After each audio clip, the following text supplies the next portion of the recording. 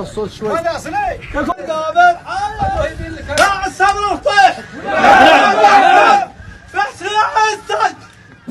दोस्तों, जिस मुआशरे में अदल इंसाफ का दोहरा मयार होता है वो मुआशरे कभी तरक्की नहीं करते। एक तरफ मुल्क पाकिस्तान का निजाम अदल है जिसे देखकर पूरी दुनिया हंसती है, और एक तरफ सऊदी अरब का निजाम अदल है जिसे देखकर हमें खुद पर ही शर्म आती है। कहने को तो हम मुसलमान हैं, लेकिन हमारा कोई भी काम मुसलमानों जैसा नहीं। आजकल सऊदी अरब से कुछ वीडियोस वायरल हो रही है जिनके पीछे की कहानी सुनकर आप भी अपना सर पकड़कर बैठ जाएंगे। मामला कुछ यूँ है कि नौजवान मोहम्मद बिन मुरसल सऊदी अरब के शहर निजरान के रहने वाले थे। मामूली सी तलख कलामी के बायस इनके हाथ से इनके ही एक कजन का कत्ल हो जाता है। कत्ल करने के बाद पुलिस इन्हें पकड़कर जेल में डाल देती है। जेल में कुछ अर्सा गुजारने के बाद अदालत ने किसास के तौर पर इनकी गर्दन उड़ाने का हुक्म सुना दिया। अलबत्ता शरी तौर पर मकतूल के वुरसा के पास दियत लेने या फिर फी सबिलिल्लाह माफ करने का अख्तियार भी मौजूद था। मोहम्मद मुरसल के कबीले आल रजा के बच्चों, बुजुर्गों और नौजवानों ने यह फैसला किया कि मकतूल के कबीले के सामने मुआफी की दरख्वास्त रखी जाए। वो चाहे तो इसका मुआवजा यानी दियत लें या फिर इस कत्ल को फी सबिलिल्लाह माफ कर दें। अक्सर देखा गया है कि लोग अपने मकतूल के कातिल को अल्लाह के लिए माफ कर देते हैं, लेकिन माफी मांगने का ये अंदाज काफी मुनफरिद था। الصوت شوي.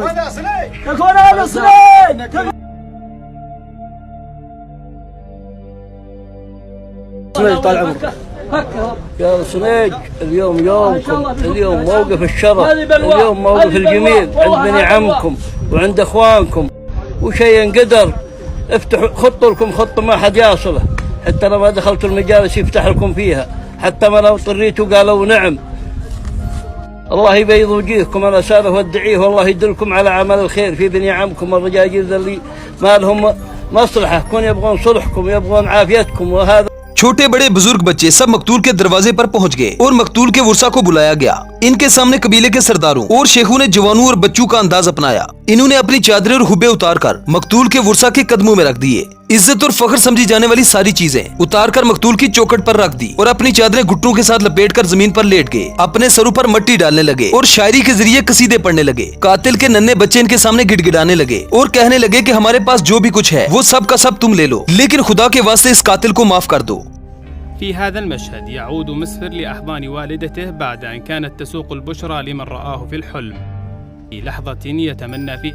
पूरा सऊदी अरब बोल पड़ा कि इन्हें माफ कर देना चाहिए, क्योंकि माफ करना हमारे नबी की सुन्नत है। उन्होंने अपने चाचा हज़रत हमजा के कातिल को भी माफ कर दिया था, हत्ता कि उन पर जुल्म करने वाले तमाम जालिमों को भी। शरीयत ने दियत और माफी का भी ऑप्शन रखा है, लेकिन मकतूल के वुरसा ने ना तो माफ किया और न ही दियत पर राजी हुए। लिहाजा 3 दिन के बाद 20 सितंबर को नौजवान मोहम्मद बिन मुरसल की गर्दन कसास के तौर पर उड़ा दी गई। ये वो सऊदी अरब का पहला कातिल था जिसके लिए पूरे मुल्क में दुआएं की गयी। लोग इनके साथ हमदर्दी का इजहार कर रहे हैं, लेकिन दूसरी तरफ कानून कितना मजबूत है कि रोने पीटने चीखने चिल्लाने के बावजूद भी न तो किसी ने रिश्वत ली और न ही जज बिके। और एक हमारा इस्लामी जमहूरिया पाकिस्तान है। कहा जाता है कि किसी मुल्क और मुआशरे की बेहतर या बदतर सूरत हाल का अंदाजा इस बात से किया जाता है कि इस मुल्क के मुआशरे में इंसाफ की सूरत हाल क्या है। इस हवाले से अगर हम पाकिस्तान का जायजा लें तो हमारे मुल्क की बदतरीन सूरत हाल का अंदाजा हमारे जजेस को देखकर ही लगाया जा सकता है। यहाँ पर कातिल भारी रिश्वत देकर जजेस तक को खरीद लेते हैं और विक्ट्री का निशान बनाते हुए बरी होते हैं। सोशल मीडिया पर वायरल होने वाली इन वीडियोस को देखें और अपने निजाम इंसाफ को देखकर ये जरूर बताएं कि क्या हम वाकई में मुसलमान हैं। Thanks for watching.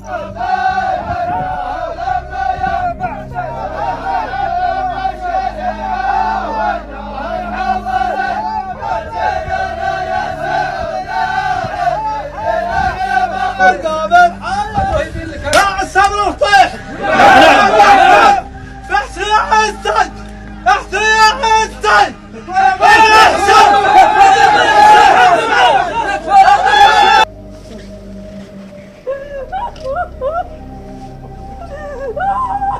ha ha!